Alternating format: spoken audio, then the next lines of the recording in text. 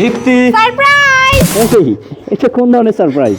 তুমি তো জানো আমাকে সবসময় সারপ্রাইজ দাও, এর জন্য এভাবে সারপ্রাইজ দিচ্ছি। হ্যাঁ সারপ্রাইজ দিচ্ছ, ভালো কথা বুঝতেছি, কিন্তু এভাবে চাদর দিয়ে রাখবা? চাদর দিয়ে না দিলে তো তুমি সারপ্রাইজটা দেখেই ফেলবে, তাহলে কিভাবে সারপ্রাইজ হয়? একটি করো, আমার খুব কষ্ট হচ্ছে একটি। জান, একটু কষ্ট করো, তুমি একটু কষ্ট করো, তারপর আমি তোমাকে সারপ্রাইজ দেবো। তুমি যদি নাই করো তাহলে তো আমি তোমাকে সারপ্রাইজটা দিতে পারবো না। আরে বাবা, তাই বলে তুমি এভাবে চাদর দিয়ে রাখবা? আমার তো কষ্ট হচ্ছে। আমিও তো কষ্ট করে 3 ঘন্টা পরে তোমার জন্য সারপ্রাইজ রেডি করেছি, আর একটু তুমি খোলো। যদি এরকম করো তাহলে তোমাকে কিভাবে সারপ্রাইজ দিব? খোলো খোলো বলতেছি। জান, আর একটু কষ্ট করো। আমি বুঝতেছি না তুমি কখন কি করো। জান, আর একটু প্লিজ এরকম করে না। একটি খোলো। এই বলো তো, কি এমন সারপ্রাইজ দিবা যার জন্য এইভাবে বিছানার চাদর আমার মাথায় দিয়ে রাখছিলে? তুমি কি আজকে ভুলে গেছো যে আজকে আমার জন্মদিন? এর জন্য সুন্দর করে সেজেছি তোমাকে সারপ্রাইজ দিব বলে। দেখো দেখো। ও মাই গড, তোমাকে তো অনেক সুন্দর লাগতেছে। আমার মন বলতেছে কি জানো, আমি তোমার মাঝে নায়িকা পরিমণিকে দেখতে পাচ্ছি। তুমিও না? সত্যি তোমাকে অনেক সুন্দর লাগতেছে। আর জানো আমি কি সারপ্রাইজ তোমাকে দিব? তোমার জন্য শাড়ি নিয়ে আসছি। তুমি আমার জন্য শাড়ি এনেছো কই দেখি? হ্যাঁ জান, এটা তো সেই শাড়িটাই যেটা আমি পছন্দ করেছি, কিন্তু এটা তো দাম অনেক। হ্যাঁ দাম অনেক, কিন্তু সবার আগে তোমার মূল্যটা আমার কাছে অনেক বেশি। জান, এর জন্য আমি তোমাকে অনেক ভালোবাসি। তোমার মতো স্বামী পেয়ে আমি অনেক ভাগ্যবতী। আমিও তোমাকে অনেক ভালোবাসি। তুমি ছাড়া এই দুনিয়াতে আমার তো আর কেউ নেই। আমিও তোমাকে অনেক ভালোবাসি। আমি চাই সবসময় তুমি হ্যাপি থাকো, আনন্দ থাকো। আর তুমি খুশি থাকলে আমিও খুশি। তাই? হ্যাঁ। এই আমার ভাইয়ের কি অবস্থা? ওকে না দেখতে খুব ইচ্ছা করতেছে। আচ্ছা যাও, তুমি তোমার ভাইকে দেখে আসো, আমি তোমার জন্য ঠান্ডা ঠান্ডা শরবত নিয়ে আসছি, ঠিক আছে? ঠিক আছে। আচ্ছা। ভাই কেমন আছিস? কি ওখানে কি দেখাচ্ছিস? কিছুই তো বুঝতেছি না। ও এবার বুঝতে পেরেছি, তুই আমাকে অনেক ভালোবাসিস। আমি এখন বাসায় আসছি বলে তুই অনেক খুশি, তাই না? ভাইরে, আমি তোকে নিয়ে অনেক টেনশন করি, তবে আর টেনশন করবো না। আল্লাহ চাইলে আমি তোকে বিদেশ নিয়ে যাব, কি উন্নত চিকিৎসা করাবো। তুই আবারও স্বাভাবিক জীবনে ফেরত আসবি। তুই আমাদের মতো হাসবি, আমাদের মতো কাঁদবি, আমাদের মতো চলাফেরা করবি ইনশাআল্লাহ। কি বারবার ওখানে তুই কি দেখাচ্ছিস? তুই ক্ষুধার্ত, খাবার খাবি তাই তো? তোর ভাবি তোকে খাবার দেয়নি? কি বলিস, আমি তো কিছুই বুঝি না। এই যে নাও তোমার শরবত। হে ইপ্তি, তুমি কি ওকে খাবার দাওনি? কেন? আমি তোমার ভাইকে সকালেও খাইয়ে দিচ্ছি। তাহলে ও এমন করতেছে কেন? কেন জানি ওকে দেখে খুব আজকে অস্বাভাবিক মনে হচ্ছে।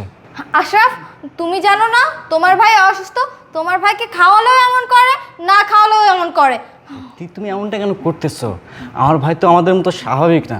তাছাড়া ও আমাদেরকে যেটা হয়তো বোঝাতে চায় আমরা ঠিক তার উল্টোটা বুঝি। তবে টেনশন করো না, আমি ওকে সামনের মাসে বিদেশ নিয়ে যাব, গিয়ে উন্নত চিকিৎসা করাবো। দেখবা ও আবারও আমাদের মতো স্বাভাবিক জীবনে ফেরত আসবে। হ্যাঁ হ্যাঁ, তাই করো, তাহলে আমি বেঁচে চাই। স্যার, আপনার বেডরুমে আপনার বস আছে? এই কি বললে তুমি? কই না তো। শোনো, তুমি এক কাজ করো, তুমি ভাত নিয়ে এসো, যাও। আজকে আমি ওকে নিজ হাতে খাওয়াবো। আচ্ছা ঠিক আছে, আমি নিয়ে আসছি, তুমি এই শরবতটা শেষ করো। আচ্ছা বাবা, ঠিক আছে। এই রূপা, এদিকে আয়। এদিকে আয় বলতেছি, এদিকে আয়। ভাই দাঁড়া, আয়, তোকে আসতে বলতেছি না? হেই, তুই এই কাগজে কি লিখেছিস? স্যার আপনার বেডরুমে আপনার বস আছে মানে? স্যার, আমি যা কইতেছি সব সত্যি কইতেছি। আপনার বেডরুমে আপনার বস লুকিয়ে আছে। কিন্তু এই কথা তুই এতদিন আগে কেন আমাকে বলিসনি? কেন বলিনি? শুনবেন স্যার? তাহলে শুনুন। শোনো, ওই দিন যে হিরের নেকলেসটা দেখেছি ওইটা আমাকে কিনে দিবে। ম্যাডাম কিছু লাগবে? আর এখন যে আইফোন 16 প্রো ম্যাক্স বের হয়েছে ওটার জন্য আমাকে 2 লক্ষ টাকা দিবে। ঠিক আছে লক্ষ্মীটি, সব কিছুই তোমাকে আর আমি দিব। শোনো, ছি ছি ছি, ম্যাডাম এতটাই খারাপ যে স্যারের অফিসের বসকে এনে বেডরুমে সময় কাটাচ্ছে? না, বিষয়টা তো স্যারকে জানাতেই হচ্ছে। ম্যাডাম! রূপা, তুই এখানে কি করছিস? ছি ম্যাডাম ছি, আপনি এত খারাপ যে বাবার বয়সী একজন লোকের সাথে আপনি নোংরামো করছেন। আর স্যার তো আপনাকে অনেক ভালোবাসে, আপনি এইভাবে স্যারকে ঠকাচ্ছেন।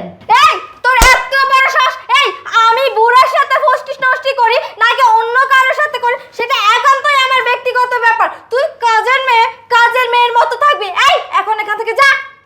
ম্যাডাম, স্যার আসলে আমি সব কিছু বলে দিব। কি তুই স্যারকে বলে দিবি? এই তোর এই সাহস হয় কি করে?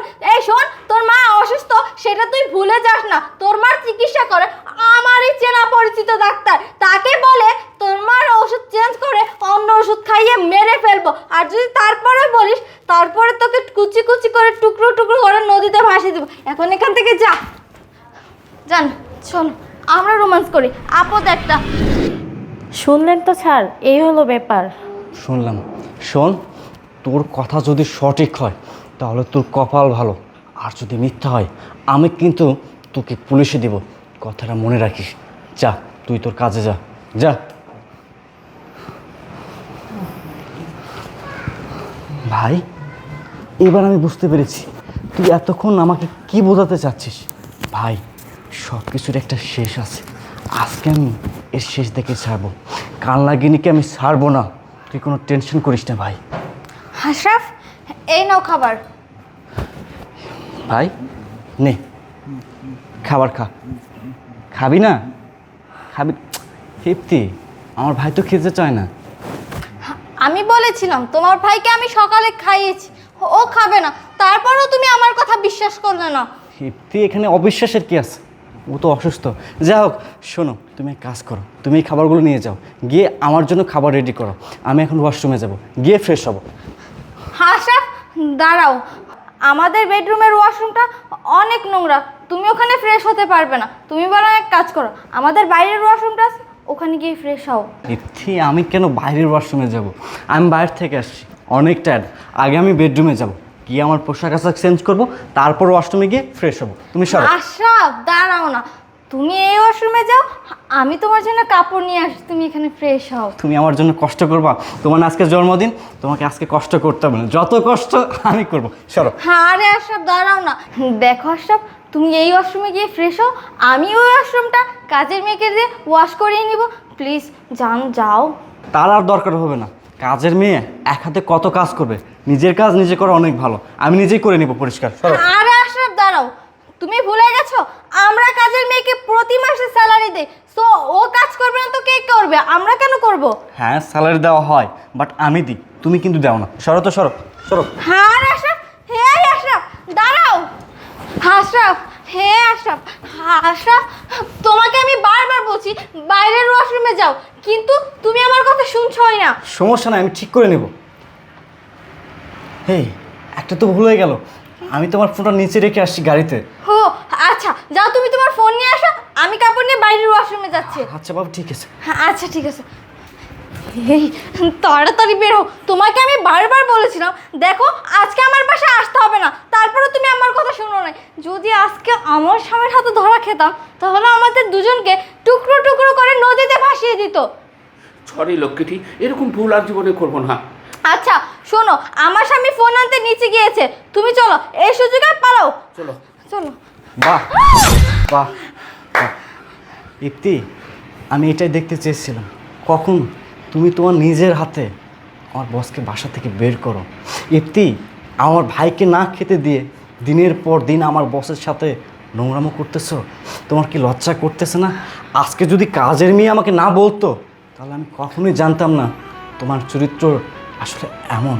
আর বস, আপনার কথা আমি কী বলবো, আপনাকে কখনো বস মনে করে নেই, নিজের বাবা মনে করতাম। নিজের বাবাকে যেমন সম্মান করে না মানুষ, আমি ঠিক তেমনটাই আপনার প্রতি সম্মান করতাম। আর আপনি কিভাবে পারলেন আমার সংসার অশান্তি করতে? এখন আমি বুঝতে পারলাম কেন আপনি আমাকে বারবার নাইট শিফটে ডিউটি দিতেন।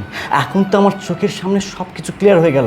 আপনি কিভাবে পারলেন একজন বস হয়ে কর্মচারী বউয়ের সাথে নোংরামো করতে? আপনার কি একটাবারও বিবেকে বাধ্য না? একটাবারও মনুষ্যত্ব বোধে বাধ্য না? আপনি কি মানুষ? আমার তো মনে হয় না আপনি মানুষ। আপনি যদি মানুষই হতেন তাহলে কখনো এমন একটি জঘন্য কাজ করতেন না। এখন আমি বুঝতে পারলাম কেন ঘন ঘন আপনি আমার বাসায় আসতেন। আজকের এই ঘটনা দেখার পর কোনো কর্মচারী তার বসকে বিশ্বাস করবে না। আপনি কিভাবে পারলেন যখন ও কাজটি করতে? আপনাকে দোষ দিয়ে লাভ কি? যখন আমার ভালোবাসার স্ত্রী আমাকে বুঝলো না, আমাকে পিছন থেকে ছুরি মারলো, তখন আপনাকে দোষ দিয়ে কোনোই লাভ নেই। ইপ্তি, তাই তো বলি দিনের পর দিন তোমার বিহেভিয়ারে আমার চেঞ্জ কেন হচ্ছে? আমি না কোনো কিছু বুঝতে পারতেছিলাম না। আমি অনেকবার জানার ট্রাই করছি, অনেকবার বোঝার চেষ্টা করছি, কেন তুমি এমনটা করতেছো, কেন তোমার ব্যবহারে এত পরিবর্তন। আজকে তো আমার চোখের সামনে সব কিছু ক্লিয়ার হয়ে গেল। তুমি আমারই বেডরুমে আমারই অজান্তে আমার বসের সাথে নোংরামো করতেছো। বাহ, কত সুন্দর! এই তোমার ভালোবাসা? এই আমরা না ভালোবেসে বিয়ে করেছি, এই তোমার ভালোবাসার প্রতিদান। আরে আমাকে যদি তোমার ভালো নাই লাগে, আমার সাথে তুমি যদি সংসার করতে নাই চাও, তাহলে কেন আমাকে বিয়ে করেছিলে? কেন আমার জীবনটা নষ্ট করলা? তুমি কিভাবে পারলা দিনের পর দিন আমাকে ধোকা দিতে, আমার বিশ্বাসের সাথে খেলতে? তোমার কি একটাবার বুক কাঁপলো না? একটাবার মনে হলো না এই আশরাফ তোমাকে এত ভালোবাসে? এই আমি কার জন্য এত পরিশ্রম করতেছি? তোমার জন্য, শুধুমাত্র তোমার জন্য। জানো, সত্য কখনো চাপা থাকে না, সত্য সামনে আসবেই, 2 দিন আগে আর 2 দিন পরে। আজকে তো আমার চোখের সামনে সব কিছু পানির মতো ক্লিয়ার হয়ে গেছে। ওই যে কথায় নাই, চোরের 10 দিন, গৃহস্থের 1 দিন। দুষ্টু গরুর চেয়ে শূন্য গোয়াল অনেক ভালো। না না, তোমার মতো নারীর সাথে আর যাই হোক কখনো সংসার করা যায় না। তুমি এখন এই মুহূর্তে আমার বসকে নিয়ে বাসা থেকে চলে যাবে। আমি আর তোমার মুখ দেখতে চাই না। বের হও একটি। হ্যাঁ আশরাফ, আমার ভুল হয়ে গেছে, আমাকে তুমি ক্ষমা করে দাও। বাস, আর একটাও কথা বলবো না। ভুল? কোন ভুলের জন্য? তুমি আমার মাথায় বিছানার চাদর দিয়ে আমার বসকে লুকাতে চেয়েছিলে, সে ভুলের জন্য? না, আমার ভাইকে দিনের পর দিন খাবার না দিয়ে তার সাথে খারাপ ব্যবহার করেছো, সে ভুলের জন্য? না, দিনের পর দিন আমাকে ঠকাচ্ছ, কোন ভুলের জন্য তোমাকে ক্ষমা করব? তুমি একটা না, 2টা না, তুমি 1000টা ভুল করেছো। আমি তোমাকে ছাড়বো না। আমি ভালোই ভালো বলতেছি, আমার বসকে নিয়ে বের হয়ে যাও, নাহলে আমি কিন্তু তোমাকে খুন করে ফেলবো। যা বলতেছি।